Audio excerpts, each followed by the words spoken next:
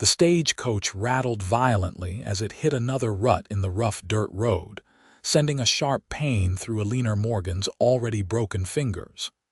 She bit her lip to keep from crying out, cradling her bandaged right hand against her chest. Through the dusty window, she caught her first glimpse of Downieville, California, a collection of wooden structures nestled in a valley surrounded by towering pines and the glittering waters of the Yuba River. This remote mining town, founded during the gold rush of 1849, would be her home now, for better or worse. It was May 1873, and at 22 years old, Eleanor was starting over, leaving behind the smoke-filled tenements of New York and the memory of her father's drunken rages. The broken fingers were his final gift to her before she'd scraped together enough money to answer Samuel Xavier's advertisement for a bride. The stagecoach lurched to a stop in front of the town's only hotel, a 2-story wooden building with peeling paint and a crooked sign. Eleanor took a deep breath, adjusting her worn blue traveling dress with her good hand. The other passengers, 2 miners and a traveling salesman, departed first, leaving her alone with her small carpet bag. "Miss, you need assistance." The driver appeared at the door, his weathered face kind beneath his dust-covered hat. "Yes, please," Eleanor said softly. "I'm meeting someone, Mr. Samuel Xavier." The driver's eyebrows rose. "Sam Xavier, the rancher." He helped her down carefully. "He's probably at Hawkins' General Store. Usually comes to town on Saturdays for supplies." Eleanor nodded her thanks, feeling suddenly dizzy with anxiety. What if he took one look at her injured hand and decided she wasn't fit to be a rancher's wife? Her letter hadn't mentioned the broken fingers. They'd happened after she'd mailed her acceptance. What if he rejected her? She'd spent nearly every penny she had on the journey west. The main street was busy with weekend traffic, miners spending their earnings, women shopping, children running between buildings. Eleanor clutched her bag tighter and made her way toward the general store, wincing with each step as her fingers throbbed beneath their bandages. Hawkins' General Store smelled of coffee, leather, and tobacco. A bell jingled as she entered, and several heads turned to look at the newcomer. Eleanor scanned the room nervously, searching for a man who might be Samuel Xavier. She had only a vague description from his letters: tall with sandy hair and a strong build. "Can I help you, miss?" a portly man behind the counter asked. "I'm looking for Mr. Samuel Xavier," she said, her voice barely above a whisper. "Sam." The shopkeeper pointed toward the back of the store. "He's just settling his account."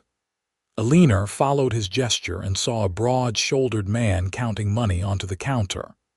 He was indeed tall, dressed in a faded blue shirt and worn denim pants, with a leather vest and a Stetson hat pushed back on his head.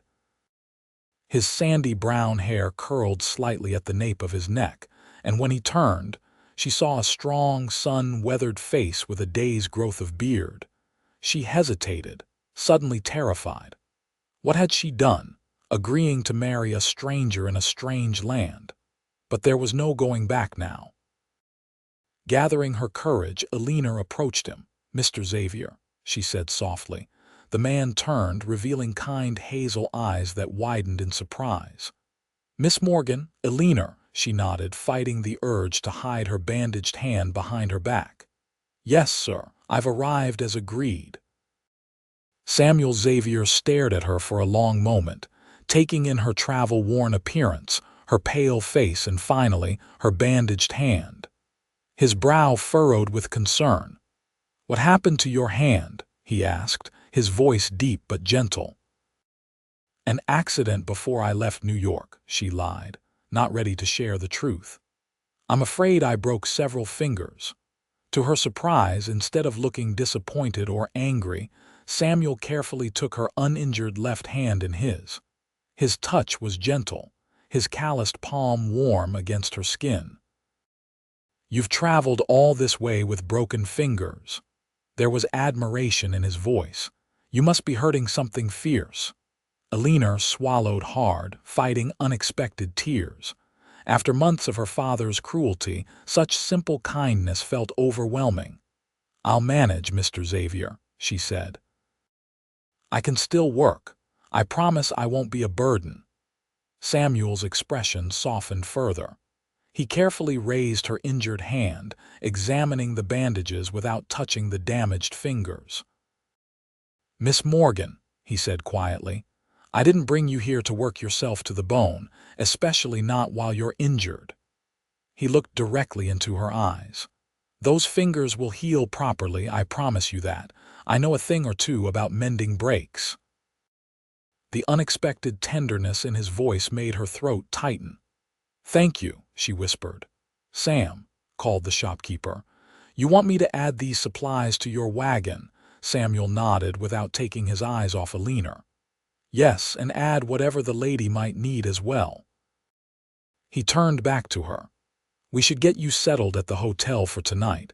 The ranch is a few hours' ride from town, and you look like you could use some rest after your journey." "The hotel?" Eleanor asked, confused. "But I thought, aren't we to be married today?" Samuel's cheeks reddened slightly. "I thought you might want a day or two to rest and get to know me a bit before we make things official. The preacher comes through town every Sunday, so we have time." Relief washed over Eleanor. In her experience, men rarely considered a woman's comfort or wishes. "That's very considerate of you, Mr. Xavier." "Please call me Samuel, or Sam if you prefer," he said, offering a tentative smile that transformed his serious face, revealing a dimple in his right cheek. "Let's get you settled, and then perhaps we could have supper together at the hotel dining room. You can tell me about your journey." As they walked down the boardwalk toward the hotel, Samuel slowed his pace to match hers, occasionally steadying her when the uneven boards threatened her balance. Eleanor couldn't help but notice the curious glances from townspeople they passed. "Is something wrong?" she asked quietly. Samuel shook his head. "They're just surprised to see me with a lady. I've been alone since my wife Sarah died 5 years ago." Eleanor stopped walking. This was the first she'd heard of a previous wife. "You didn't mention you were a widower in your letters." Samuel's expression grew solemn. "I'm sorry, I should have told you. Sarah died in childbirth, along with our son. It's been just me at the ranch since then, except for my foreman and a couple of hands." The pain in his voice was unmistakable. Eleanor nodded, understanding his reticence. "I'm sorry for your loss." They continued to the hotel in silence, each lost in thought. At the front desk, Samuel arranged for a room for Eleanor and paid in advance. "I'll return at 6 for supper, if that suits you," he said, handing her the key. "That would be fine," she replied, feeling a strange mix of relief and disappointment at his departure. The room was simple but clean, with a narrow bed, washstand, and small window overlooking the main street. Eleanor sat heavily on the edge of the bed, finally allowing herself to feel the exhaustion of her journey. Her fingers throbbed mercilessly, and she reached into her bag for the laudanum the doctor in New York had given her, taking just enough to dull the edge of her pain. After washing away the dust of travel as best she could with one hand, Eleanor changed into her only other dress, a modest navy blue with a white collar, and attempted to fix her hair. The chestnut waves refused to cooperate with her left hand alone, so she settled for a simple braid down her back. At precisely 6 o'clock, a knock came at her door. Samuel stood there, freshly shaved and wearing a clean shirt, his hat in his hands. "You look lovely," he said sincerely. Eleanor blushed. "Thank you." The hotel dining room was half filled with travelers and locals. As they settled at a corner table, Eleanor felt the curious stares. "Word travels fast in a small town," Samuel explained. "Everyone knows you're my mail-order bride." "Is that problematic?" she asked hesitantly. "Not at all," he assured her. It's common enough out here where women are scarce. I'm just the subject of interest because I've kept to myself these past years. Over a simple meal of roast beef, potatoes, and apple pie, they began to learn about each other. Samuel told her about his ranch, 200 acres with a small herd of cattle, some horses, chickens, and a vegetable garden. It's not fancy, he admitted, but the house is solid, 2 stories with 4 bedrooms. My father built it when he first settled here in '52. He came for gold but stayed for the land. Eleanor listened, trying to imagine her new home. And your parents both passed on. Pa in '65 from pneumonia, Ma the year after from a broken heart, I think. His eyes held a distant sadness. They're buried on a hill overlooking the ranch. It's peaceful there. I'm sorry, Eleanor said softly. My mother died when I was 12. It was just my father and me until. She trailed off, not ready to explain. Samuel seemed to sense her reluctance. You don't have to tell me everything at once, Eleanor. We have time. His understanding nearly undid her. For so long, she'd had to guard her words, her expressions, her very thoughts from her father's volatile temper. This kindness from a virtual stranger was almost too much to bear. Tell me about your broken fingers, Samuel said, changing the subject. Have you seen a doctor since it happened? Eleanor looked down at her bandaged hand. A doctor in New York set them before I left. He said they should heal if I'm careful, but she hesitated. The break in my ring finger was bad. He wasn't sure if I'd regain full use of it. Samuel frowned. Doc Simmons here in town is good, but there's a better one in Nevada City. We could take you there next week, have him take a look. That's not necessary, Eleanor protested. I'm sure they'll heal on their own. Proper healing is necessary, Samuel insisted gently. I broke my arm in 2 places when a horse threw me a few years back. Without good medical attention, I might not have full use of it today. He reached across the table and carefully took her left hand. I promised you healing, Eleanor. I aim to keep that promise. His earnestness touched her deeply. Thank you, she whispered. After supper, Samuel walked her back to her room. At the door, an awkward silence fell between them. I've arranged for the preacher to marry us tomorrow after services, if you're willing, Samuel said finally. If you need more time, or if you've changed your mind about me, I'll understand. Eleanor studied his face in the dim hallway light. This man was nothing like her father or the rough men she'd known in New York. There was a gentleness to him that belied his strong exterior. I haven't changed my mind, she said softly. Relief crossed his features.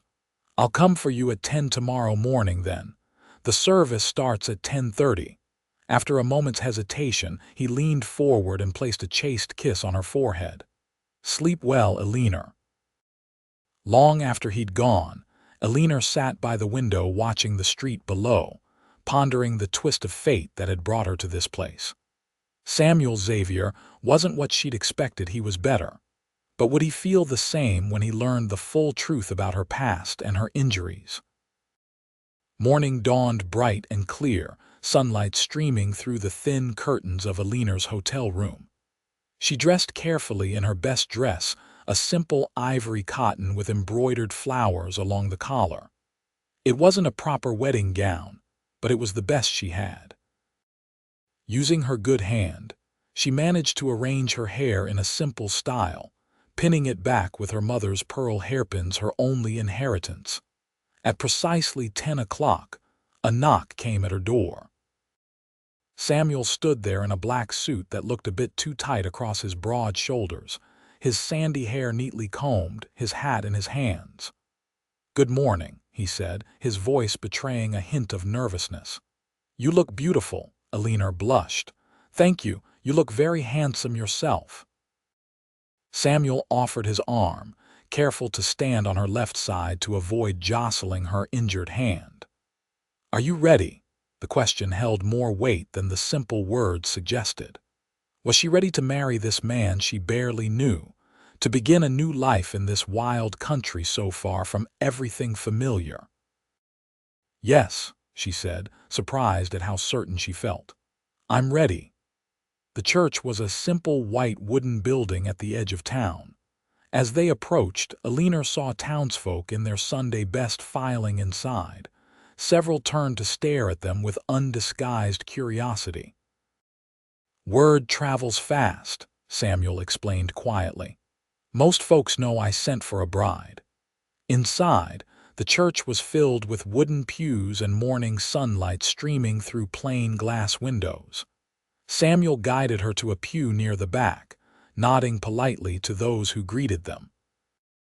The service was mercifully brief, with a sermon about new beginnings that seemed particularly fitting. When it concluded, most of the congregation filed out, though a few lingered, obviously curious about the upcoming wedding.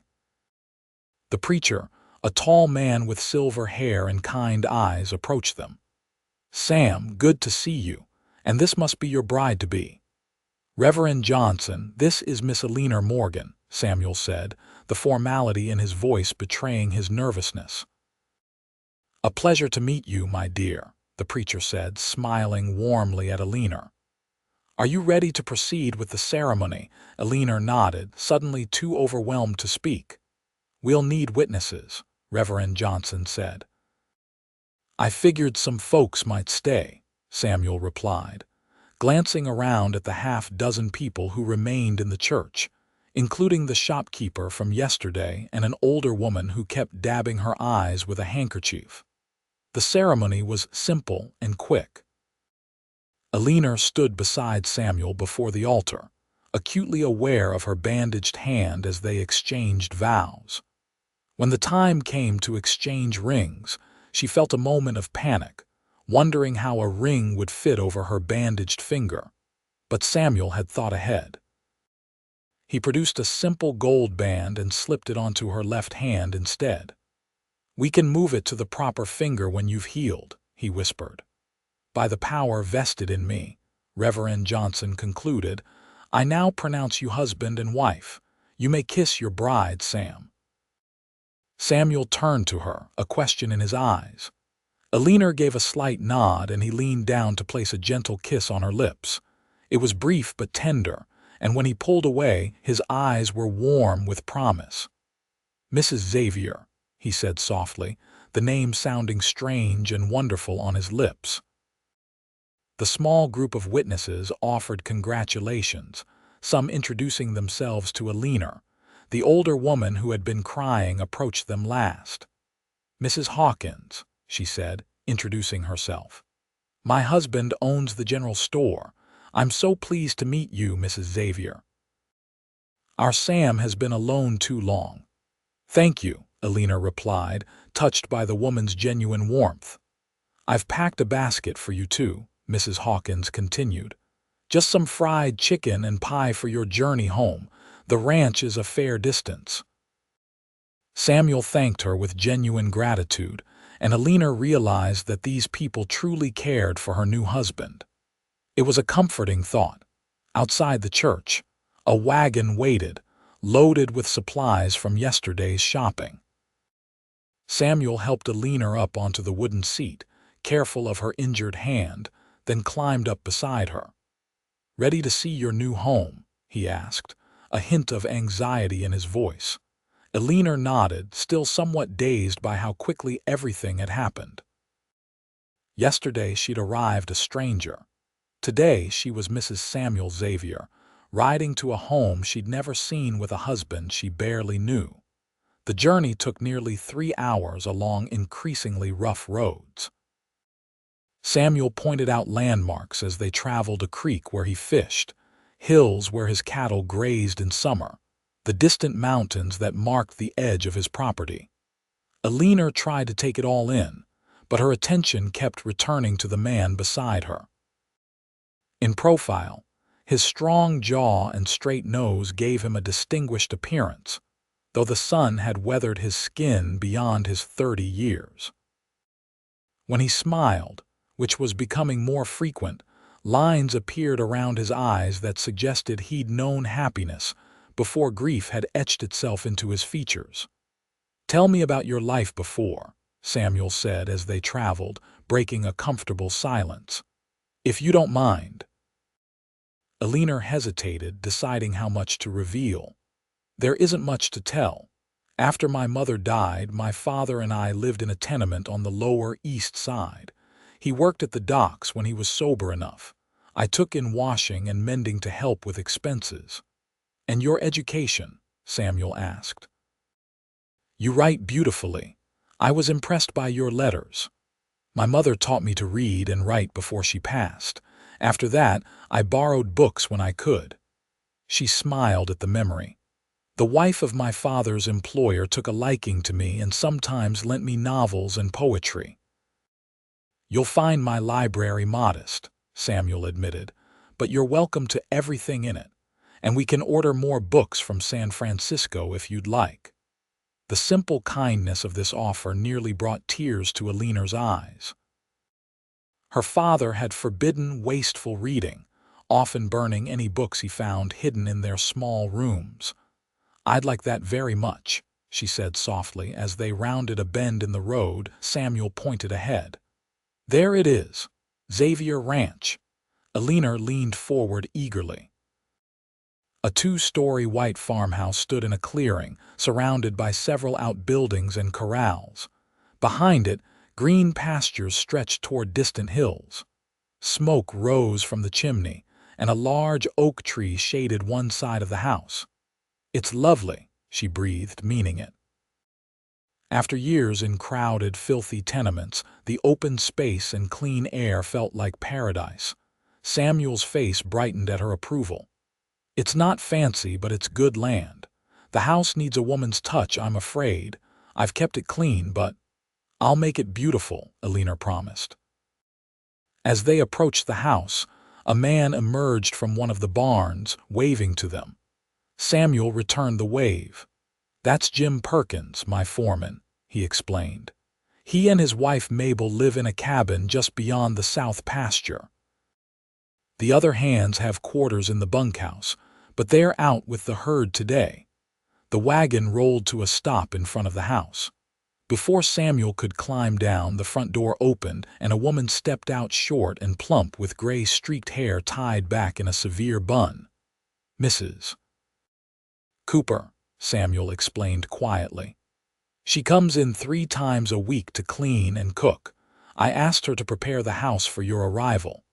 Samuel helped Eleanor down from the wagon, then formally introduced her to Jim Perkins and Mrs. Cooper. The foreman greeted her with respectful deference, but Mrs. Cooper eyed her bandaged hand with open curiosity. "Broke my fingers before leaving New York," Eleanor explained, growing weary of the explanation but knowing it wouldn't be the last time she'd need to give it. "HMPH," Mrs. Cooper grunted. "Well, you just let that heal proper before you start trying to do too much. I can stay on extra days if needed." "That's kind of you," Eleanor said, surprised by the offer. "Come inside," Samuel urged. "I'll show you your new home." The interior of the house was simply furnished but clean and well built, with wooden floors and large windows that let in plenty of light. The front parlor held a stone fireplace, a worn leather sofa, and 2 armchairs. A doorway led to a dining room with a large oak table that could seat 8, and beyond that, a spacious kitchen with a cast iron stove and a pump at the sink. "Running water," Eleanor marveled. "We had to carry ours up 4 flights of stairs in New York." "Pa was progressive that way," Samuel said with pride. "Had the pump installed back in '60. The upstairs has the same in the washroom." He showed her the downstairs study, lined with bookshelves that held perhaps 100 volumes, then led her upstairs. 4 bedrooms branched off a central hallway, the master bedroom at the front of the house. A smaller room that Samuel explained had been his as a child. Another that had been intended for his parents' other children who never came. And the room at the end of the hall that had been prepared for a nursery before Sarah died. Samuel paused at this last door, his hand on the knob. I've kept this room closed since. Well, since Sarah. Mrs. Cooper aired it out and cleaned it yesterday, but if you'd prefer not to use it. We can decide its purpose later, Eleanor said gently, understanding his pain. The master bedroom was large and airy, with a massive 4-poster bed covered in a simple blue quilt. A wardrobe stood against one wall, and a dressing table with a mirror occupied another.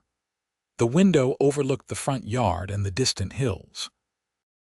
This was my parents' room, then mine and Sarah's, Samuel explained. I've been sleeping in my old room since she passed. He hesitated. I thought. That is, I assumed you'd want this room. I can continue to use the smaller one if you prefer. Eleanor realized he was offering her a separate bedroom, her own space, rather than assuming they would share. The consideration touched her deeply. That's very kind, she said softly, but we are married now. I wouldn't want to displace you from your own room. Samuel's cheeks reddened slightly. I don't want to rush you, Eleanor. We barely know each other. Then we'll get to know each other, she said simply. I didn't come all this way to sleep alone. His eyes widened slightly at her boldness, but a small smile tugged at his lips. As you wish, Mrs. Cooper had prepared a welcoming meal, and after showing Eleanor the rest of the property, the barns, chicken coops, vegetable garden, and springhouse, they returned to enjoy it. The food was simple but delicious: roast chicken, mashed potatoes, fresh bread, and apple pie for dessert. Mrs. Cooper is an excellent cook, Eleanor commented as they ate. She is, Samuel agreed, but she's getting on in years and wants to retire soon to live with her daughter in Sacramento. She's only staying on until... He trailed off, looking embarrassed. Until I'm settled, Eleanor finished for him. And my hand is healed. Samuel nodded, looking relieved that she understood. As the day wore on, Eleanor felt increasingly tired, the excitement and anxiety of the past 2 days catching up with her. Her broken fingers throbbed painfully, and she found herself struggling to keep her eyes open as they sat in the parlor after dinner. You're exhausted, Samuel observed. Why don't you turn in early? I have a few chores to finish in the barn, but I won't be long. Grateful for his understanding, Eleanor went upstairs to prepare for bed. She managed to wash with one hand and change into her nightgown, a modest white cotton garment that covered her from neck to ankles. Sitting at the dressing table, she removed the pins from her hair, letting the chestnut waves fall down her back. As she brushed her hair awkwardly with her left hand, she heard Samuel's footsteps on the stairs. A moment later, a soft knock came at the bedroom door. Come in, she called, suddenly nervous. Samuel entered, carrying a small package wrapped in brown paper. He had removed his jacket and vest, and his shirt was open at the collar, revealing a glimpse of tanned skin. I brought something for your hand, he said, holding out the package. It's a poultice Mrs. Cooper prepared. She swears by it for sprains and breaks. Eleanor unwrapped the package to find a pungent-smelling paste. How do I use it? Let me, Samuel offered. He sat on the edge of the bed and carefully took her injured hand. This might hurt a bit.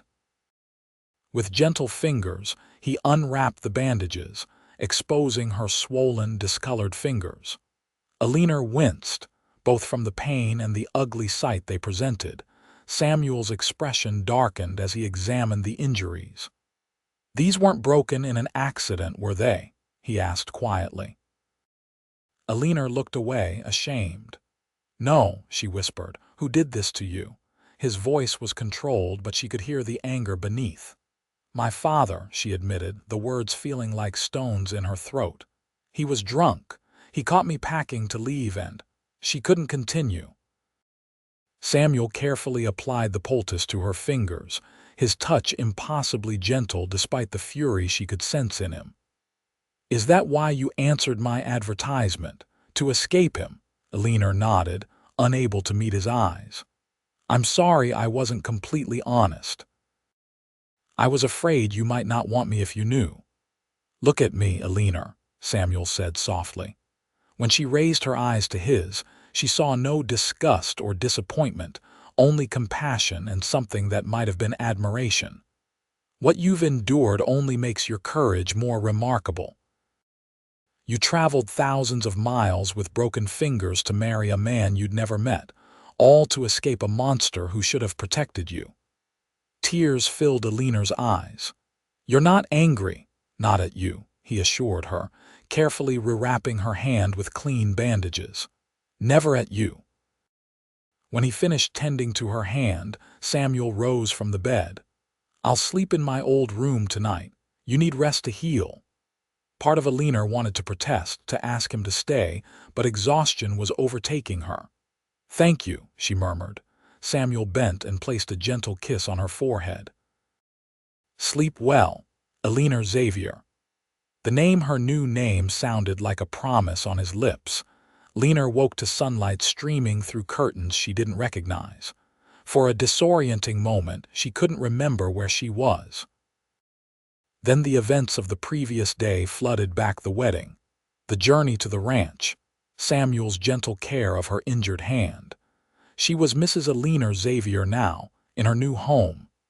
The house was quiet as she dressed, struggling with buttons and laces using only her left hand. Finally presentable in a simple blue dress, she made her way downstairs, following the scent of coffee and bacon. Samuel stood at the stove in the kitchen, his back to her as he turned strips of bacon in a cast-iron skillet. He wore a blue work shirt with the sleeves rolled up, revealing muscular forearms dusted with golden hair. "Good morning," Eleanor said softly. Samuel turned, a smile lighting his face when he saw her. "Good morning. I hope you slept well." "Better than I have in years," she admitted, moving to his side. "Can I help with anything? You can sit and let me serve you breakfast," he replied firmly. "Your hand needs rest." Eleanor reluctantly took a seat at the kitchen table, watching as Samuel finished cooking. He moved with surprising grace for such a large man, efficient and confident in the kitchen. "I didn't expect you to cook," she commented. Samuel chuckled as he placed a plate of eggs, bacon, and biscuits before her. "I've been fending for myself for 5 years, except when Mrs. Cooper is here. I'm no gourmet, but I can manage simple meals." He poured coffee for them both, then joined her at the table. "Once your hand is healed, I'll happily turn the kitchen over to you if you want it." "I'd like that," Eleanor said, taking a bite of the eggs. They were perfectly cooked. "You underestimate your skills, though. This is delicious." They ate in comfortable silence for a few minutes. Eleanor found herself studying Samuel's face in the morning light. There was a quiet strength to his features, a steadiness that she found deeply reassuring after years of her father's volatile moods. "I need to check on a heifer that's due to calve any day," Samuel said as they finished breakfast. "Would you like to come along? It's not far, just in the south pasture. The fresh air might do you good." Eager to see more of her new home, Eleanor readily agreed. After cleaning up the breakfast dishes together, Samuel washing while Eleanor dried with her good hand, they set out across the ranch. The May morning was glorious, with clear blue skies and wildflowers dotting the green pastures. Birds called from the trees, and a gentle breeze carried the scent of pine and fresh grass. Eleanor breathed deeply, savoring the clean air so different from the smoke and stench of New York. "It's beautiful here," she said as they walked side by side. Samuel glanced at her, seeming pleased by her appreciation. "It changes with the seasons. The summers can be hot and dry, the winters cold with snow sometimes, but spring and fall make it all worthwhile." He pointed to a distant line of trees. "There's a creek that runs through the property. It's pretty there, peaceful. I go there sometimes to think." "I'd like to see it sometime," Eleanor said. "I'll take you tomorrow if you'd like." He hesitated, then added, "I usually visit Sarah's grave on Sundays after church. It's on the hill behind the house. I understand if you'd rather not accompany me, but I'd be honored to go with you, Eleanor interrupted gently. She was an important part of your life. I wouldn't want you to stop honoring her memory because of me. Relief crossed Samuel's face. Thank you for understanding. After a moment, he added, it's been 5 years. The pain, it's different now, not as sharp. I've made my peace with losing her, but I still like to visit to tell her about the ranch and the changing seasons. Eleanor nodded, touched by his honesty. My mother's buried in a pauper's field in New York. I used to take wildflowers when I could, but there was never enough money for a proper headstone. The admission made her throat tight with old grief. Samuel reached for her hand, giving it a gentle squeeze. Perhaps we could place a marker for her here, on the hill with my parents and Sarah. Not the same as visiting her grave, I know, but somewhere you could go to remember her. The unexpected kindness of this offer brought tears to Eleanor's eyes. I'd like that very much, she managed to say. They continued their walk to the south pasture, where they found the pregnant heifer resting in the shade of an oak tree. Samuel checked her carefully, explaining to Eleanor what he was looking for. She's close, he concluded. Probably tonight or tomorrow, I'll have Jim keep an eye on her. As they walked back toward the house, Samuel pointed out various aspects of the ranch, the best grazing areas, the fruit trees his mother had planted years ago, the old oak where he'd built a swing as a boy. You have siblings? Eleanor asked, realizing how little she knew about his family. A brother, Edward, in San Francisco. He's a lawyer there. Samuel smiled fondly. He visits a couple times a year. You'll meet him at Christmas, if not sooner. And friends in town, a few, Samuel admitted. Jim and Mabel Perkins are the closest, the Hawkinses from the general store. Doc Simmons patches me up when needed. He looked slightly embarrassed. I kept to myself a lot after Sarah died, threw myself into the ranch work. That's understandable, Eleanor said softly. As they neared the house, they saw a rider approaching Jim Perkins on a dappled gray horse. Boss. The foreman called, trotting up to them. Thought you'd want to know there's a mountain lion been spotted near the North Ridge. Took one of the Henderson's sheep last night. Samuel frowned. Thanks for letting me know, Jim. I'll take some men up there tomorrow to track it.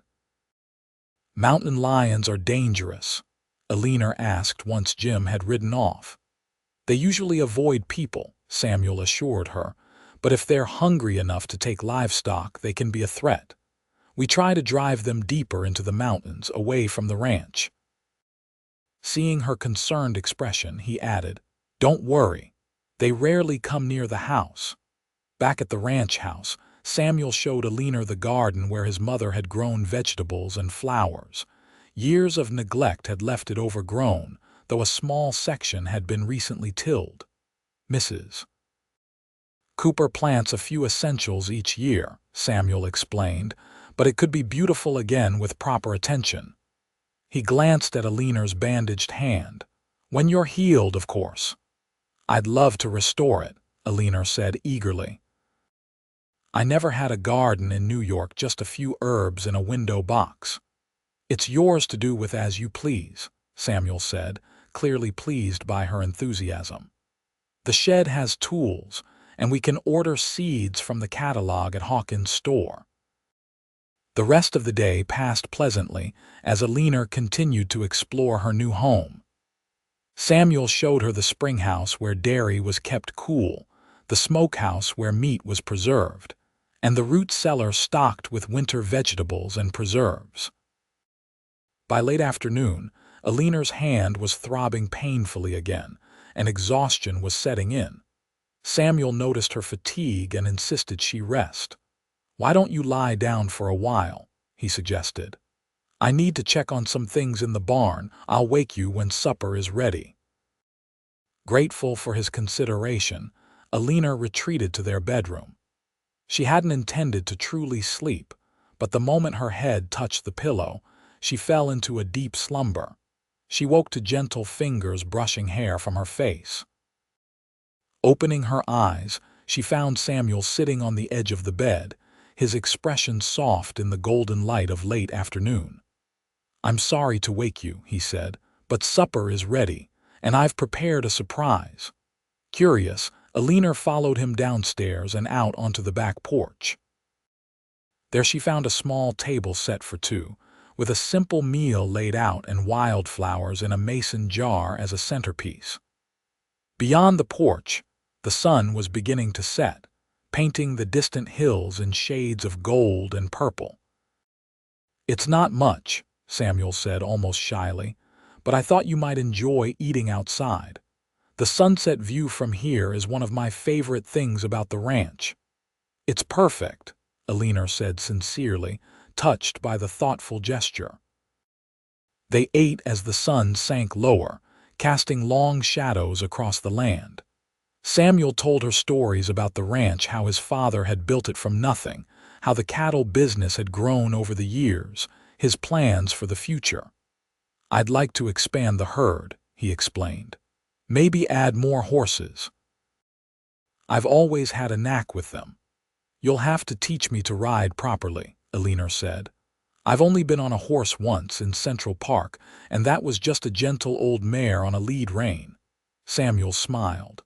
"I have just the horse for you, a chestnut mare named Penny. She's gentle but spirited. You'll like her." As darkness fell, the temperature dropped, and Eleanor shivered slightly in her light dress. Immediately, Samuel removed his jacket and draped it around her shoulders.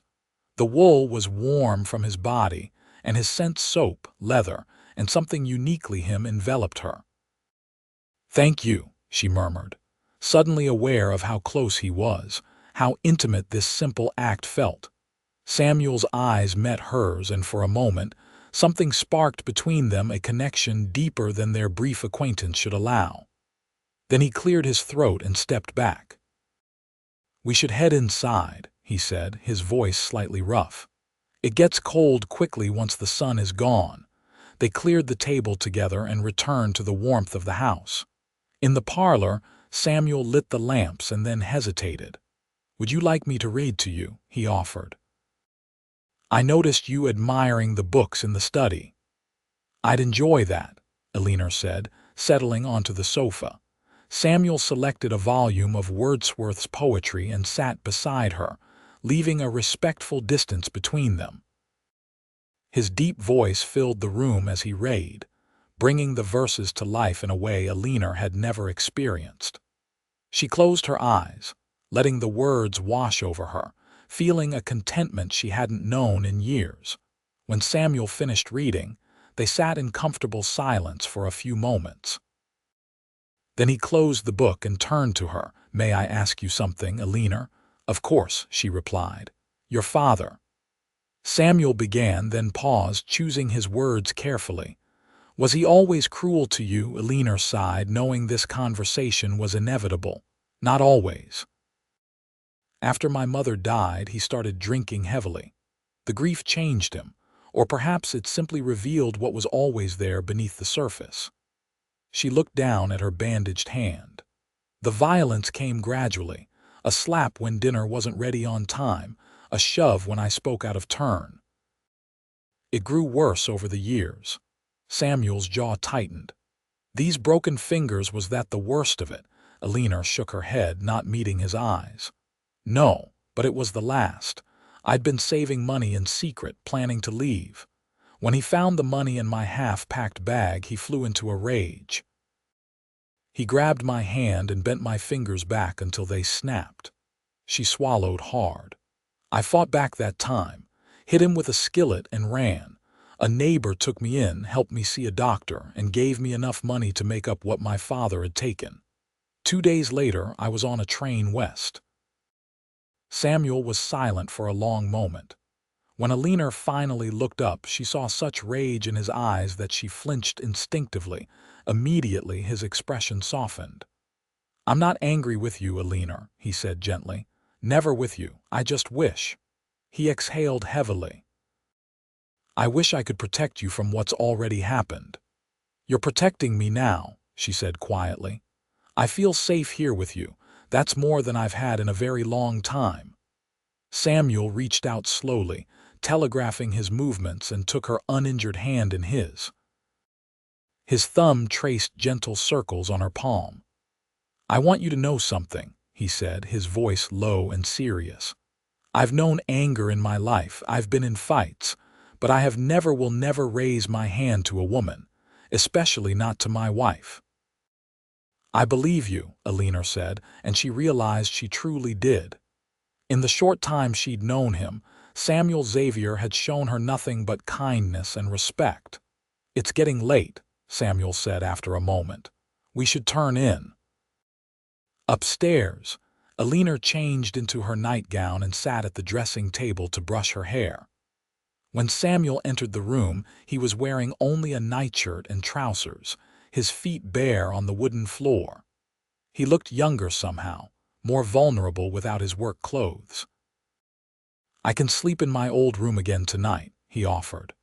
"If you're not comfortable, stay," Eleanor interrupted softly. "Please." Samuel nodded, relief evident in his expression. He turned his back politely while Eleanor slipped into bed, then extinguished all but one lamp before joining her. The mattress dipped under his weight as he carefully settled beside her, maintaining a respectful distance between their bodies. "Good night, Eleanor," he murmured, blowing out the final lamp. "Good night, Samuel," she replied, acutely aware of his presence in the darkness. For a long while, Eleanor lay awake, listening to Samuel's breathing deepen as he drifted to sleep. Strange to think that this man, this kind, gentle man, was her husband now. Stranger still to realize how fortunate she had been in her desperate gamble. Eventually, exhaustion overcame her, and she slipped into a dreamless sleep. The next morning, Eleanor woke to find Samuel's side of the bed empty. Sunlight streamed through the curtains, suggesting it was later than she usually rose. Embarrassed to have slept so long, she dressed quickly and made her way downstairs. She found Samuel in the kitchen, once again preparing breakfast. This time, however, Mrs. Cooper was with him, kneading dough at the table. "Good morning, Mrs. Xavier," the older woman said, her tone warmer than it had been yesterday. "Sleep well, did you?" "Very well, thank you," Eleanor replied. "I'm sorry to be up so late." "Nonsense," Mrs. Cooper said firmly. "You need your rest to heal. Besides, it's barely past 7. Samuel turned from the stove, smiling at Eleanor. "I was going to bring you breakfast in bed, but since you're up, would you like to eat here or in the dining room?" "Here is fine," Eleanor said. Touched by his thoughtfulness over breakfast, Samuel outlined the day's plans. "I need to ride up to the North Ridge with Jim and a couple of the hands to check on that mountain lion situation. I should be back by mid-afternoon." He looked apologetic. "I hate to leave you so soon, but it's your work," Eleanor interrupted gently. "I understand. Mrs. Cooper will stay until I return," Samuel continued. "And I thought we might ride into town tomorrow to see Doc Simmons about your hand, if you're feeling up to it." Eleanor agreed, though the thought of returning to town so soon made her somewhat anxious. She was still adjusting to her new life, and wasn't eager to face the curious stares of the townspeople again. After Samuel left, Eleanor spent the morning with Mrs. Cooper, learning the layout of the kitchen and pantry. Despite her initial brusqueness, the older woman proved to be a patient teacher, showing Eleanor where everything was kept and explaining Samuel's preferences. "He's not a picky eater," Mrs. Cooper said as she prepared dough for a pie. "Works too hard to be fussy about food. But he does love apple pie, his mother's recipe. I'll show you how to make it." Eleanor watched carefully, absorbing every detail despite knowing it would be weeks before her hand was healed enough to attempt baking. "How long did you know Sarah?" Eleanor asked hesitantly, unsure if the subject was taboo. Mrs. Cooper's hands stilled briefly, then resumed their work. "Since she came here as a bride, just like you. She was a city girl too, from Sacramento, sweet thing but delicate. Not really cut out for ranch life, though she tried. The older woman glanced at Eleanor. You seem made of sterner stuff. Necessity makes us stronger than we think we can be, Eleanor said quietly. Mrs. Cooper nodded approvingly. That it does. After a pause, she added, he loved her deeply, you know, nearly destroyed him when she died. For a while, I feared he might follow her to the grave. Her sharp eyes fixed on Eleanor. It's good to see life coming back to him. You're coming here. It's given him hope again. Eleanor felt the weight of these words, the responsibility they implied. I'll do my best to be a good wife to him, she promised.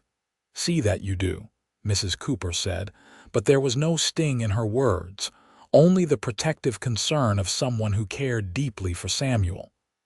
Now, let me show you how to make a proper crust. The rest of the morning passed pleasantly as Mrs. Cooper continued Eleanor's education in running the Xavier household. After a light lunch, the older woman suggested Eleanor rest while she finished the baking. Your hand is paining you, she observed shrewdly. I can see it in your face. Take some of that laudanum the doctor gave you and lie down for a while. I'll wake you when the master returns. Too tired to argue, Eleanor did as suggested. The medicine dulled the throbbing in her fingers, and she drifted into a light sleep. She woke to the sound of voices downstairs, Samuel's deep tones and another man's, unfamiliar and urgent. Curious, Eleanor made her way down to find Samuel in the parlor with Jim Perkins. Both men looked grim. What's happened? She asked, immediately sensing something was wrong. Samuel turned to her, his expression tight with concern. We tracked the mountain lion to a cave on the North Ridge. It's a female with cubs. He ran a hand through his hair, a gesture Eleanor was beginning to recognize as a sign of agitation. We can't kill her not with young to feed. But we can't leave her to prey on livestock either. What will you do? Eleanor asked. We're going back at first light with some of the men from neighboring ranches, Samuel explained. We'll try to drive her deeper into the mountains, away from the cattle. Is it dangerous? Eleanor couldn't keep the worry from her voice. Samuel hesitated, clearly torn between reassuring her and being honest. It can be, he admitted finally, but we'll be careful. Jim and I have done this before. After Jim left, Samuel seemed distracted throughout dinner, his thoughts clearly on the task ahead. Eleanor didn't press him, understanding his concern for both his livestock and his men. That evening, as they prepared for bed, Samuel seemed to make a deliberate effort to set aside his worries. He helped Eleanor apply the poultice to her broken fingers, his touch as gentle as ever. The swelling looks better, he observed. Does it hurt less? A little, she admitted. The poultice seems to help. When they settled into bed, Samuel extinguished the lamp but made no move to sleep. In the darkness, Eleanor could sense his restlessness. You're worried about tomorrow, she said softly. Samuel sighed. I've seen what a cornered mountain lion can do. A man on the next ranch lost an eye to one 3 years back. Eleanor's stomach clenched with fear for him. Maybe there's another way. Could you hire someone experienced with wild animals? There's no one closer than Sacramento, Samuel explained. And by then, she might have taken more livestock or worse, attacked someone. Eleanor turned toward him in the darkness, finding his hand with her good one. Promise me you'll be careful, she whispered. Samuel's fingers tightened around hers. I promise, he said solemnly. After a moment's hesitation, he added, Thank you for caring whether I come back in one piece. Of course I care, Eleanor replied, surprised by his words. You're my husband. Samuel was silent for a long moment. Then, so quietly she almost didn't hear, he said, It's been a long time since anyone worried about me coming home.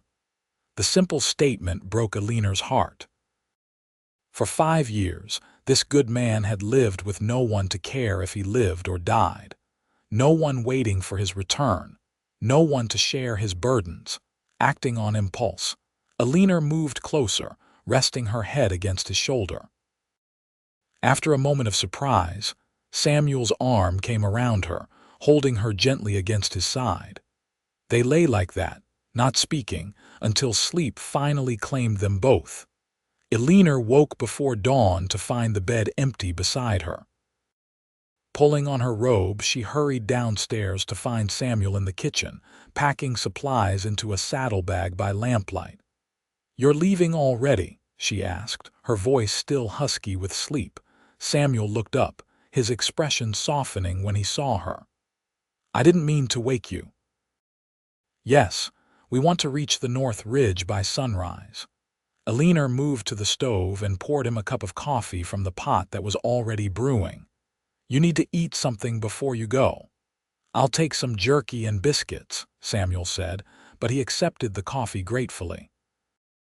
While he finished his preparations, Eleanor quickly fried eggs and bacon, insisting he eat a proper meal before leaving. As he did, she packed the remaining biscuits and some dried apple slices into a small cloth bag. "For later," she said, handing it to him. Samuel looked at her with an expression she couldn't quite interpret, surprise mingled with something deeper, more complex. "Thank you," he said quietly. When it was time for him to leave, Eleanor followed him onto the porch. The pre-dawn air was cool, and she wrapped her robe tighter around herself as Samuel saddled his horse, a powerful black gelding with a white star on its forehead. "His name is Thunder," Samuel told her, patting the horse's neck affectionately. "He's sure-footed in rough country." Eleanor nodded, her throat tight with worry. "How long will you be gone?" "If all goes well, I should be back by nightfall," Samuel said, securing his rifle in a scabbard attached to the saddle.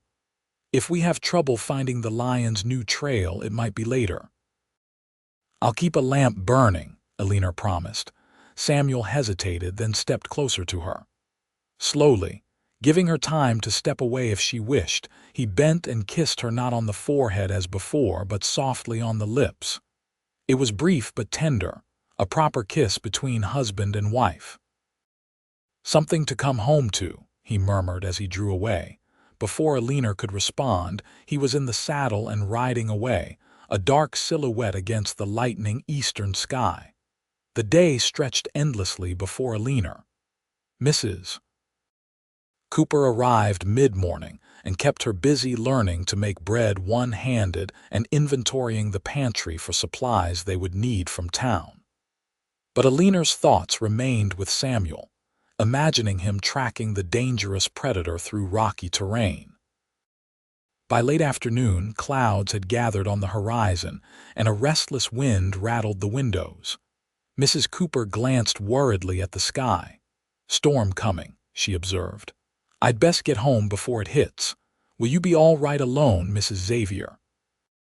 "I'll be fine," Eleanor assured her, though the thought of spending the night alone in the unfamiliar house was unsettling.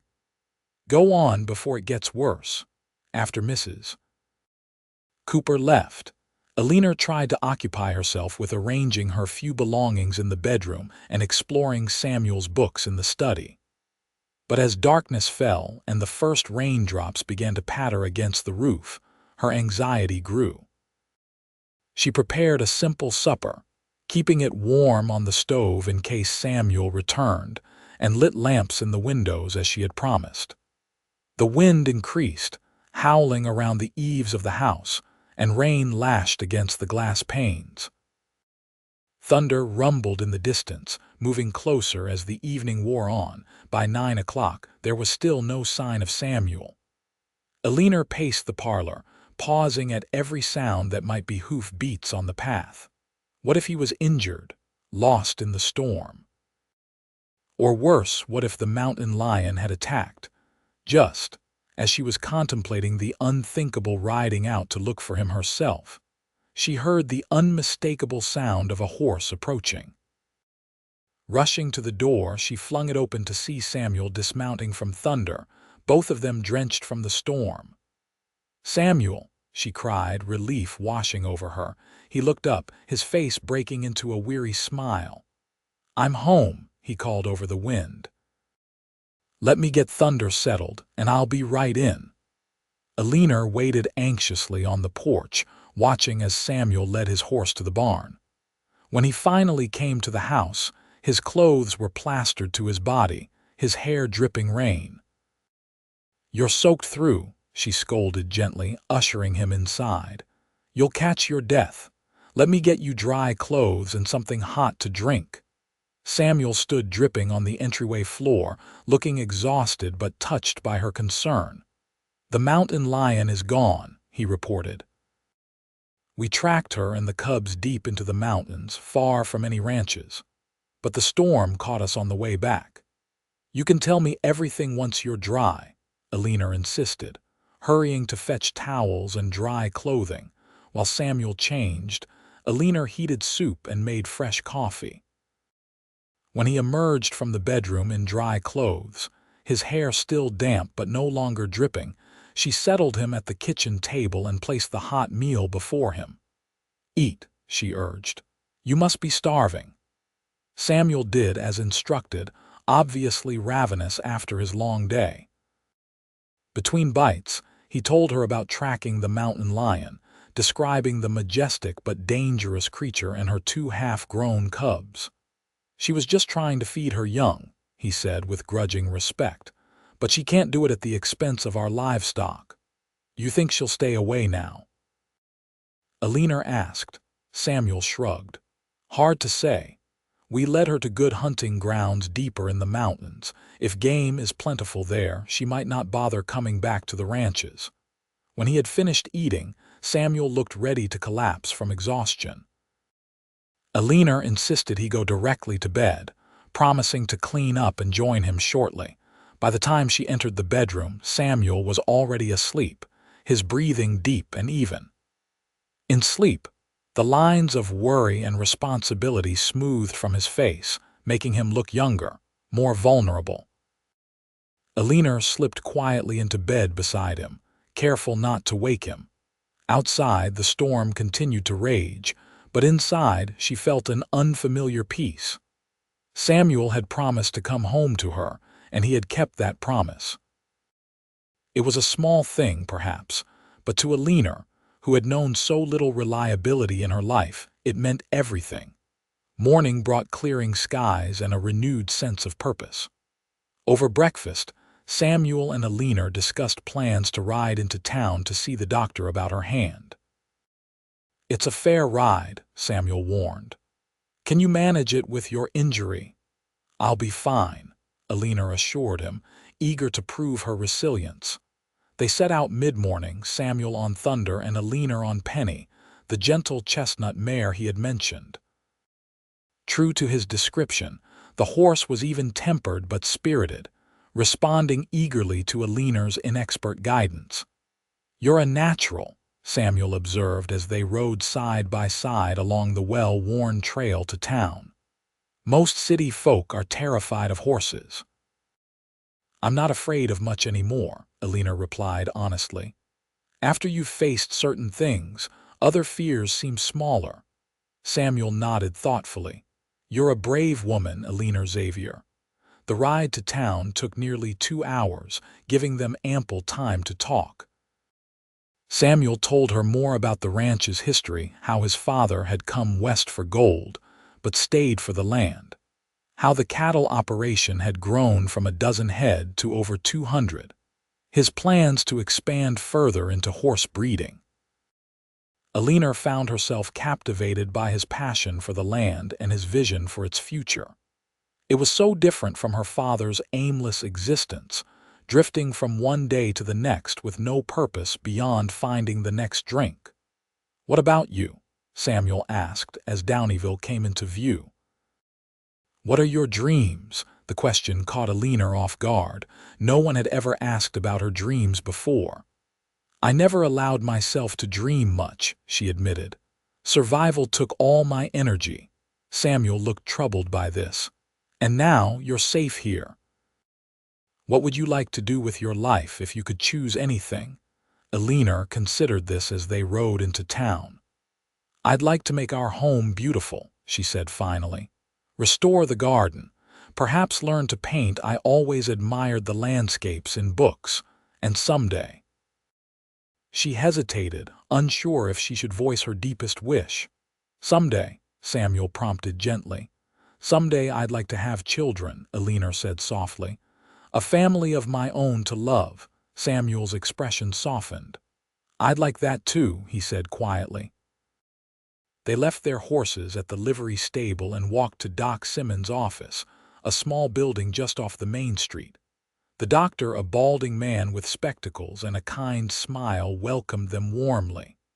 "Sam Xavier, and this must be your new bride. News travels fast in a small town." He shook Eleanor's left hand carefully. "Let's have a look at those broken fingers, shall we?" Doc Simmons examined Eleanor's hand thoroughly, unwrapping the bandages and gently probing the injuries. His expression grew serious as he worked. "These weren't set properly," he said finally. "The middle finger is healing well enough, but this one," he pointed to her ring finger, "was broken in 2 places and is starting to heal at the wrong angle. I'm afraid I'll need to re-break and set it properly if you want full use of it." Eleanor paled at the thought. "Re-break it?" "It would be painful," the doctor admitted, "but brief. I'd give you laudanum first, of course. The alternative is to let it heal as is, but you'll likely have permanent stiffness and possibly pain."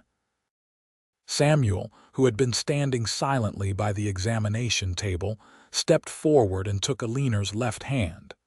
"It's your decision," he said gently, "but I want you to have the best chance at full healing." Eleanor swallowed hard. The thought of deliberate pain, even for healing purposes, brought back too many memories of her father's cruelty. But Samuel's steady presence beside her gave her courage. "Do it," she said firmly. "I want my hand to heal properly." The procedure was as painful as the doctor had warned, even with laudanum dulling her senses. Samuel stayed by her side throughout, holding her left hand and speaking soothing words as Doc Simmons re-broke and set her ring finger. By the time it was over, Eleanor was drenched in sweat, tears streaming down her face despite her efforts to be brave. "You did wonderfully," the doctor assured her as he applied a new, more structured splint to her hand. "This will keep the bones aligned properly. I want to see you again in 2 weeks to check the healing." Drained from the procedure and the effects of the laudanum, Eleanor leaned heavily on Samuel as they left the doctor's office. The bright sunlight made her head spin, and she stumbled slightly. "Whoa there," Samuel said, catching her around the waist. "Let's get you something to eat before we head back. The hotel dining room is just across the street." The hotel dining room was nearly empty at this late lunch hour. They found a quiet corner table where Eleanor could rest while Samuel ordered food. "I'm sorry I wasn't stronger," she said when he returned to the table. Samuel looked genuinely confused. "What are you talking about?" "At the doctor's. I cried like a child." "Eleanor," Samuel said firmly, "you just had a bone re-broken without proper anesthesia. I've seen grown men faint from less. You have nothing to apologize for." His complete lack of judgment loosened something in Eleanor's chest. Her father would have berated her for such weakness, calling her useless and pathetic. Samuel's acceptance of her pain, his support through it, was still a revelation to her. They ate a simple lunch, during which several townsfolk stopped by their table to welcome Eleanor to Downieville. She did her best to respond pleasantly despite her discomfort, grateful for Samuel's presence beside her. By the time they finished eating, Eleanor was feeling stronger, the worst effects of the laudanum having worn off. Still, the thought of the long ride home was daunting. "We could stay at the hotel tonight," Samuel suggested, noting her fatigue. "Ride back tomorrow when you're feeling better." The offer was tempting, but Eleanor shook her head. "I'd rather be home," she said, the word feeling new and precious on her tongue. Samuel smiled, clearly pleased by her choice of words. Home it is, then, but we'll take it slow. The ride back to the ranch took longer than their morning journey, with Samuel insisting on frequent stops to let Eleanor rest. The sun was setting by the time they reached the Xavier property, painting the landscape in gold and crimson. It's beautiful, Eleanor murmured as they paused at the crest of a hill overlooking the ranch house. It is, Samuel agreed, though when she glanced at him, she found him looking not at the sunset but at her. The moment stretched between them, filled with something new and tentative. Then Samuel cleared his throat and nudged Thunder forward, breaking the spell. Back at the ranch, Samuel insisted on caring for both horses himself, sending Eleanor inside to rest.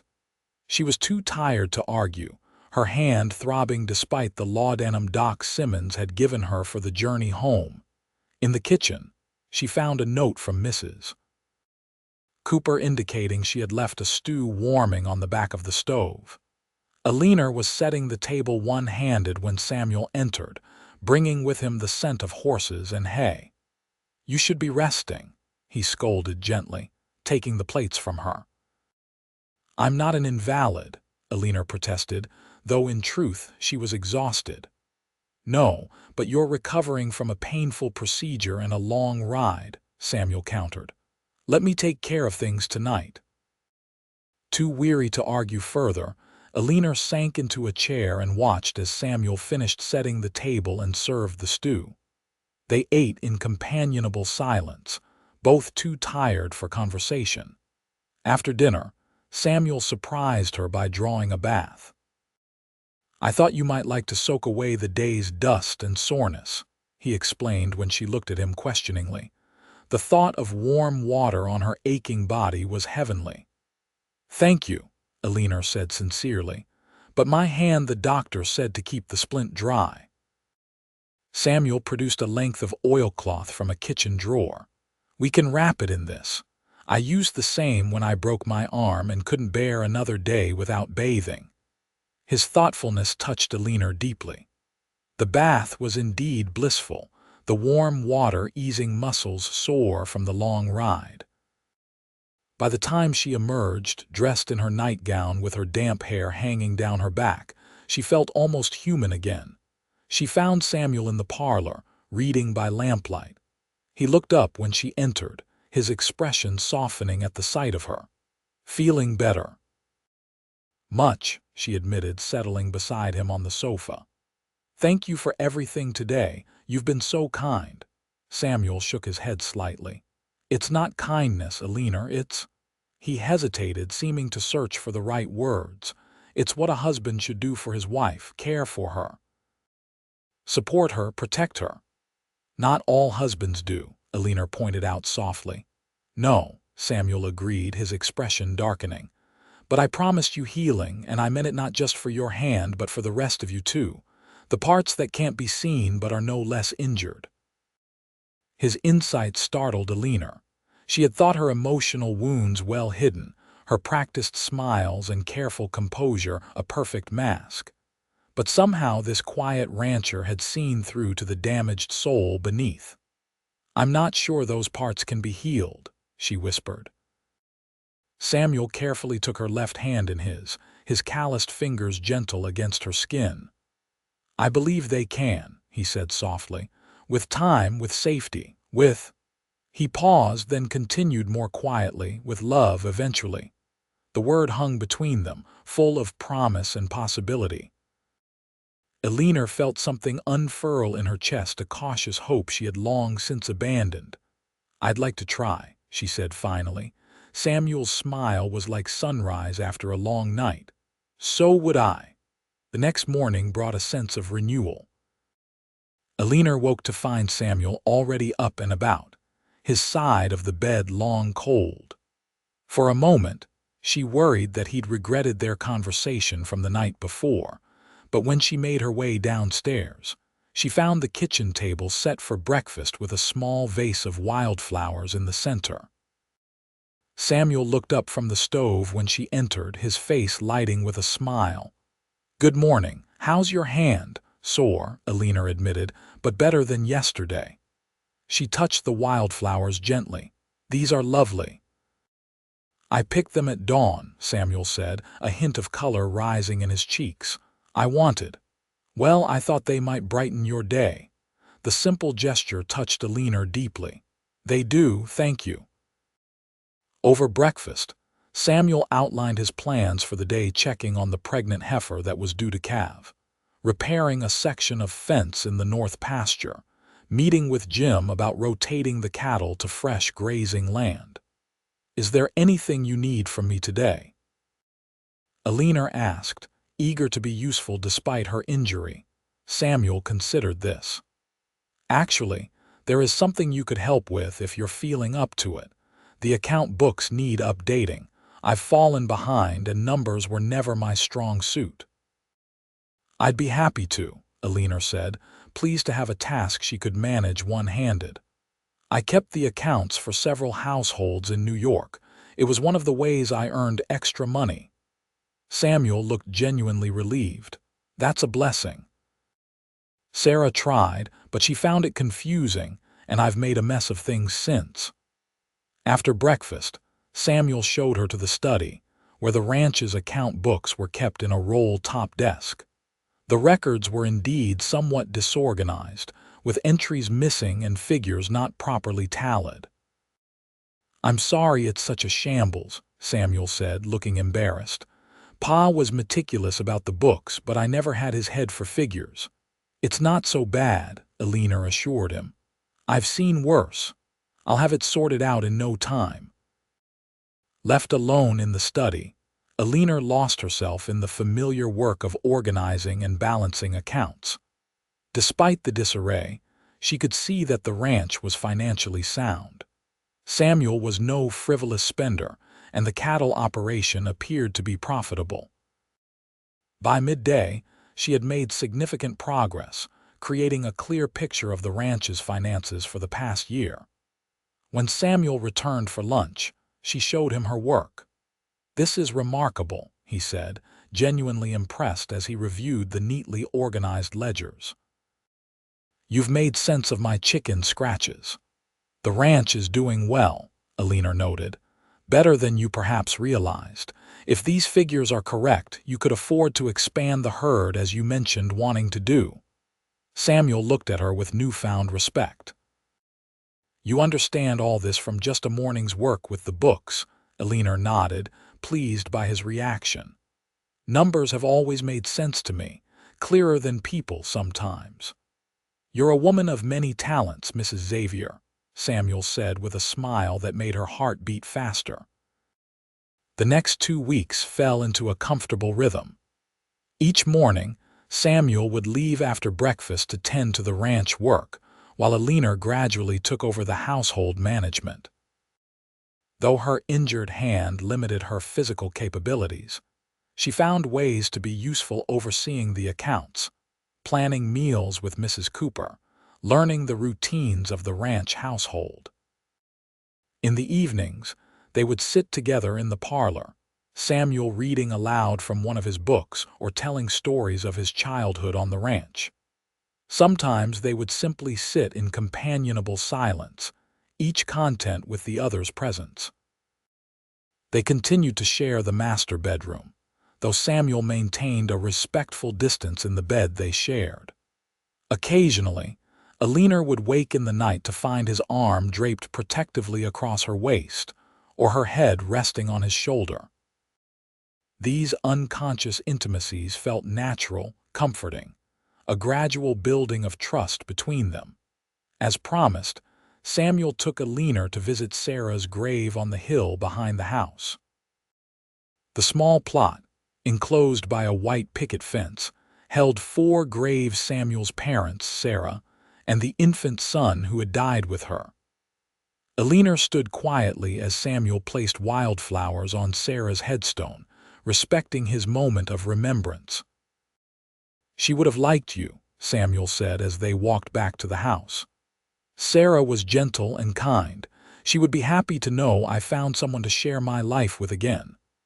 "I wish I could have known her," Eleanor said sincerely, Samuel nodded, his expression thoughtful. In a way, her memory will always be part of this place, but I'm grateful that you understand that and don't feel threatened by it. The people we've loved shape us, Eleanor said quietly. They're part of who we are, even after they're gone. Samuel took her left hand, squeezing it gently. You're a wise woman, Eleanor Xavier. 2 weeks after their visit to Doc Simmons, they returned to town for Eleanor's follow-up appointment. The doctor seemed pleased with her progress, noting that the reset finger was healing properly along with the others. Another month and we can remove the splint, he announced after his examination. The breaks are mending well. You're young and healthy. I expect you'll regain full use of your hand in time.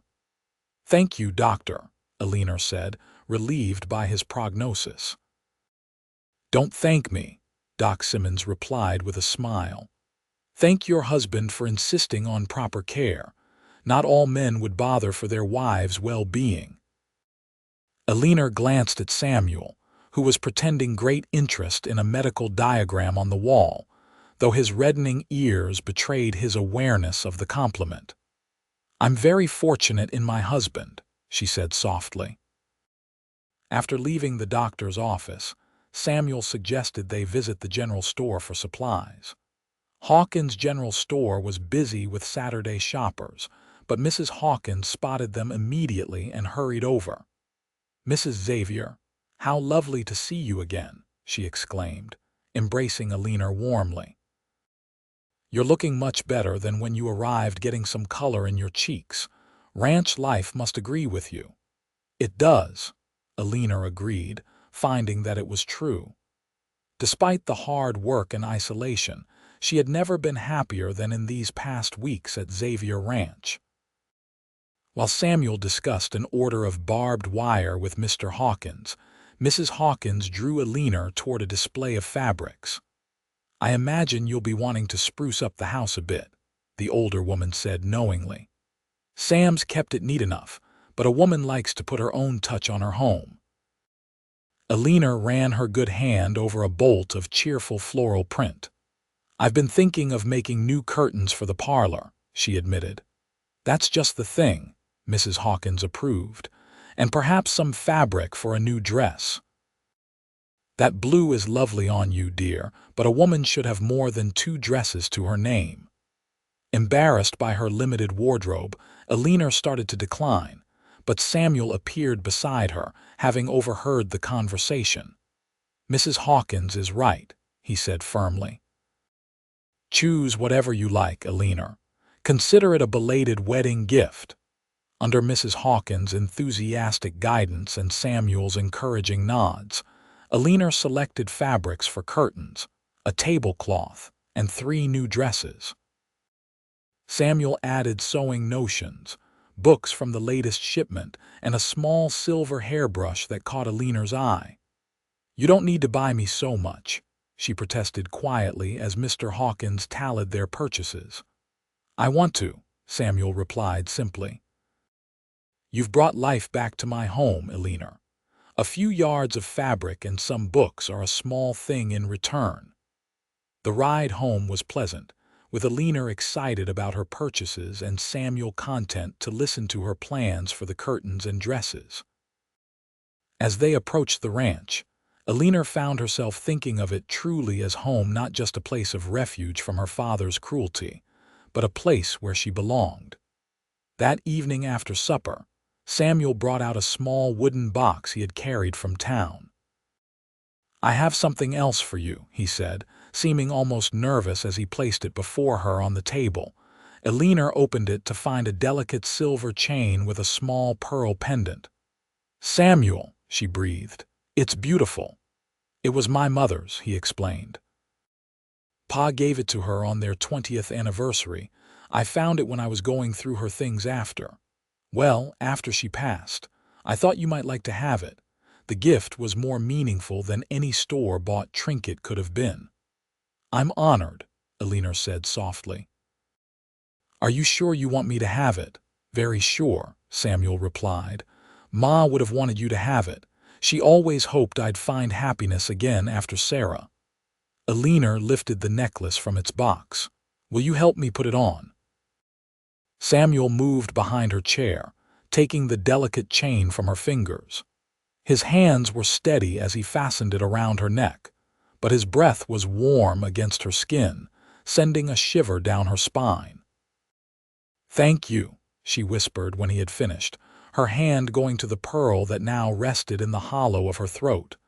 Samuel's eyes were dark with emotion when she turned to face him. "It suits you," he said, his voice husky. That night something shifted between them. As they prepared for bed, the air seemed charged with unspoken feelings. When Samuel extinguished the lamp and joined her under the quilt, he hesitated only briefly before drawing her into his arms. "Is this all right?" he whispered in the darkness. In answer, Eleanor rested her head on his chest, feeling the steady beat of his heart beneath her cheek. "More than all right," she murmured. Samuel's hand stroked her hair gently, his touch reverent. "I never expected to feel this way again," he confessed quietly. "After Sarah died, I thought that part of me was gone forever." Eleanor raised her head to look at him, though she could barely make out his features in the darkness. "And now I find myself falling in love with my wife," he said simply. "My brave, beautiful, remarkable wife who came to me with broken fingers and has begun to heal not just her own wounds, but mine as well." Joy bloomed in Eleanor's chest, so intense it was almost painful. "I'm falling in love with you too," she whispered, the words feeling like a sacred vow in the darkness. Samuel's hand cradled her cheek, his thumb brushing away tears she hadn't realized she'd shed.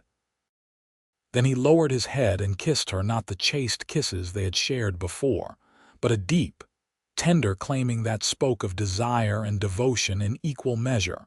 When they finally parted, both breathless, Samuel rested his forehead against hers. "We have time," he murmured. "Your hand is still healing. I don't want to rush you into anything you're not ready for." His consideration touched Eleanor deeply. "Thank you," she whispered, pressing another soft kiss to his lips. "But I think you'll find I'm stronger than I look."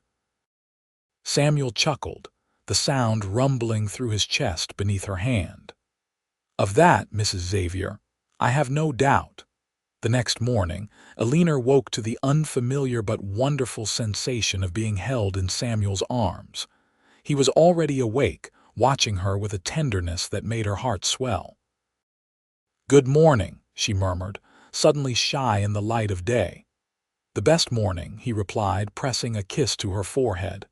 "How's your hand?" "Improving," Eleanor said, flexing her fingers experimentally within the splint.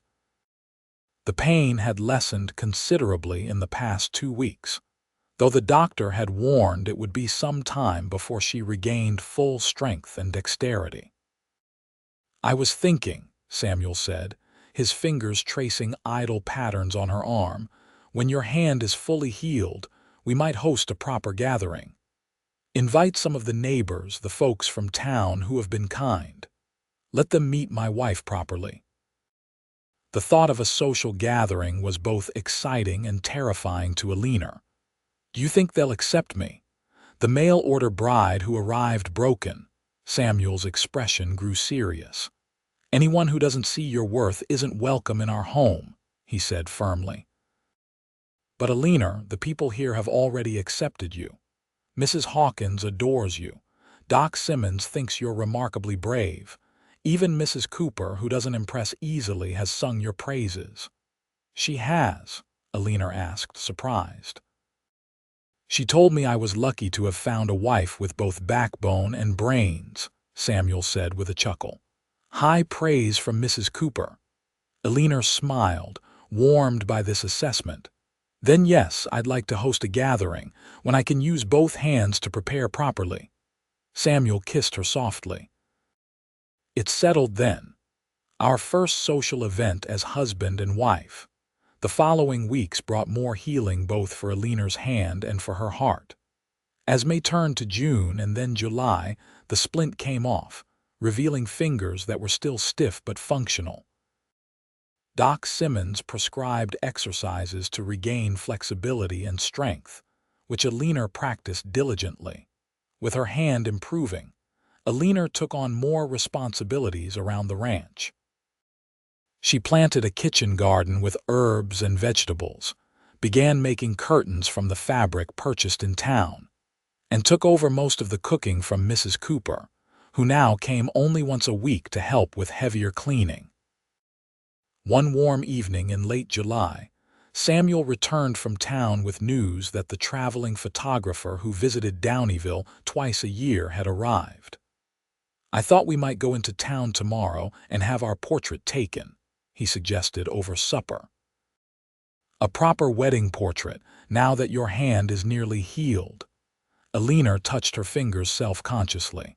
They were still slightly swollen, the ring finger somewhat crooked despite the doctor's best efforts. "Are you sure? My hand isn't pretty."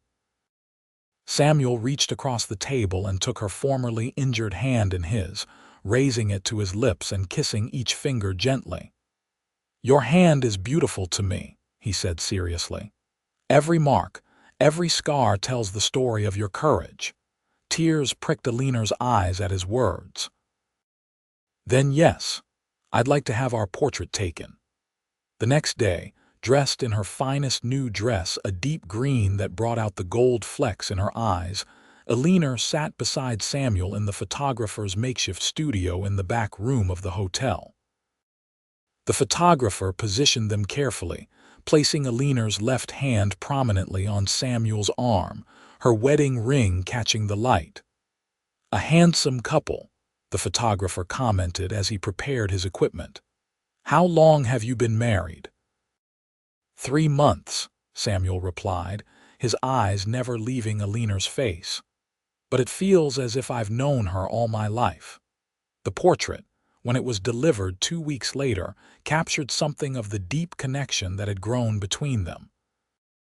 Eleanor's eyes shone with happiness, while Samuel's protective stance beside her spoke volumes about his feelings for his wife. August brought the promised social gathering at Xavier Ranch. Eleanor spent days preparing, baking pies and cakes, polishing silver that had been packed away since Samuel's mother died, arranging wildflowers from the meadow in crystal vases. Samuel watched her preparations with proud amusement. "You don't need to impress anyone," he reminded her. "They already think you're wonderful."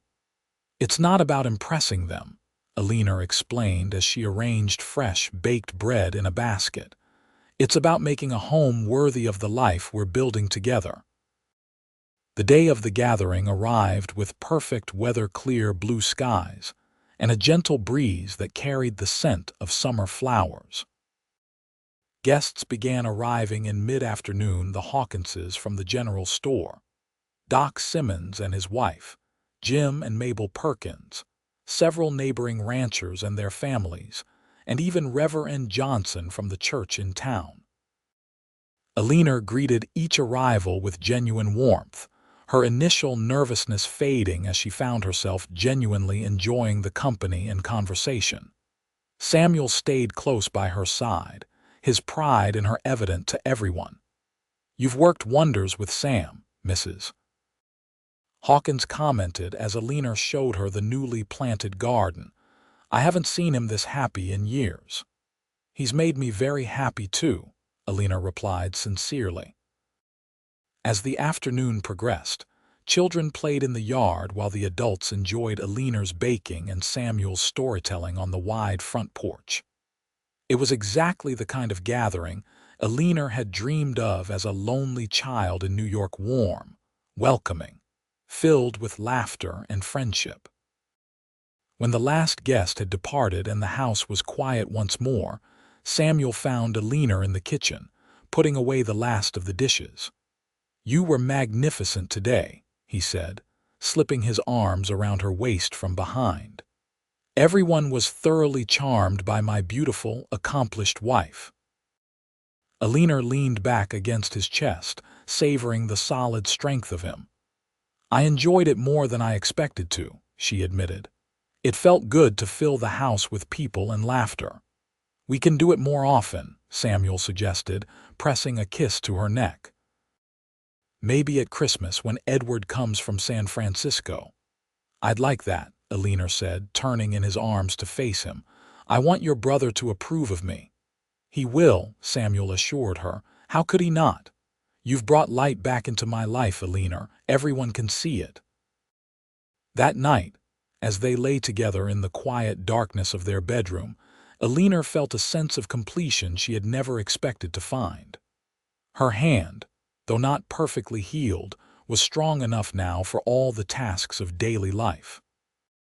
The nightmares that had plagued her since leaving New York had faded, replaced by dreams of the future she and Samuel were building together. "What are you thinking?" Samuel murmured, his fingers tracing lazy patterns on her bare shoulder. "That I'm grateful," Eleanor replied honestly. "When I stepped off that stage coach with broken fingers and a broken spirit, I never imagined finding such happiness." Samuel gathered her closer, his kiss tender with emotion. "You were so brave that day," he said. "Standing there in Hawkins' store with your bandaged hand, trying not to show your pain. I knew then that you were remarkable. And I knew you were kind," Eleanor said softly. "When you promised me healing instead of being angry about my injury, that moment changed everything for me." "For both of us," Samuel agreed. "Though I had no idea then how completely you would heal not just your hand but my heart as well." Eleanor laid her hand, the once broken one, against his cheek. "We healed each other," she whispered. 3 years later, Eleanor stood on the porch of Xavier Ranch, watching as Samuel rode in from the north pasture, their 2-year-old son perched proudly before him on the saddle. Young Thomas Xavier had his father's sandy hair and his mother's golden-flecked eyes, along with a fearless spirit that kept them both constantly on their toes. "Mama," Thomas called excitedly as they approached. "Papa showed me the new calf, did he now?" Eleanor replied, smiling at her son's enthusiasm. "And was it very small? Tiny?" Thomas exclaimed, spreading his hands wide in childish exaggeration. Samuel dismounted, lifting Thomas down before tethering his horse to the hitching post. "He's going to be a rancher for sure," he said proudly, ruffling his son's hair. He wasn't frightened at all when the mother cow loaded him. Eleanor's heart swelled with love for her little family as she watched Samuel swing Thomas up onto his shoulders. Her husband caught her eye over their son's head, his expression so full of love and contentment that it still took her breath away after all this time. "Are you ready for your surprise?" she asked as they climbed the porch steps. Thomas bounced excitedly on his father's shoulders. "Surprise! Surprise!" Eleanor led them into the parlor, where a brand-new rocking horse stood in the corner, painted bright red with a real horsehair mane and tail. It had been Samuel's project for weeks, worked on in secret in the barn after Thomas was asleep. "Horse!" Thomas squealed, wriggling to be put down. Samuel set him on his feet, and the boy ran to his gift, clambering onto it with the fearlessness that characterized all his activities. As he rocked vigorously back and forth, making galloping sounds, Samuel slipped his arm around Eleanor's waist. "He loves it," he murmured, pressing a kiss to her temple. "Of course he does," Eleanor replied. "His father made it with love." Later that evening, after Thomas had been tucked into bed with stories of brave cowboys and gentle horses, Eleanor joined Samuel on the porch swing he had built the previous summer. The August sunset painted the sky in shades of pink and gold, casting long shadows across the land they both loved. "I have news," Eleanor said, nestling against Samuel's side as he set the swing in gentle motion. "Oh," he prompted, his arm tightening slightly around her shoulders. Eleanor took his hand and placed it low on her abdomen. "Dr. Simmons confirmed it today. We'll have another child in the spring." Samuel's face lit with joy as he understood her meaning. "Eleanor," he breathed, turning to gather her in his arms, "that's wonderful news." "You're happy then?" she asked, though his reaction left little doubt. "Incredibly happy," he assured her, his hand gentle on her still flat stomach. "Another child to love, to raise in this home we've built together. What could be more perfect?" Eleanor thought about how far they had come since that May day when she had arrived in Downieville with broken fingers and shattered trust. From strangers bound by necessity to deeply loving partners who had built a life neither could have imagined alone. "Nothing could be more perfect than this," she agreed, leaning up to kiss her husband as the first stars began to appear in the darkening sky above Xavier Ranch. Samuel held her close, his strong hands the hands that had once promised healing to a broken woman now cradling her with infinite tenderness. "I love you, Eleanor Xavier," he murmured against her hair, "more with each passing day." "And I love you," she replied, her heart full to overflowing. "My cowboy, my healer, my home." Together they sat in the gathering darkness, the gentle creak of the porch swing marking the rhythm of their shared life, as secure and steadfast as the love that had mended them both.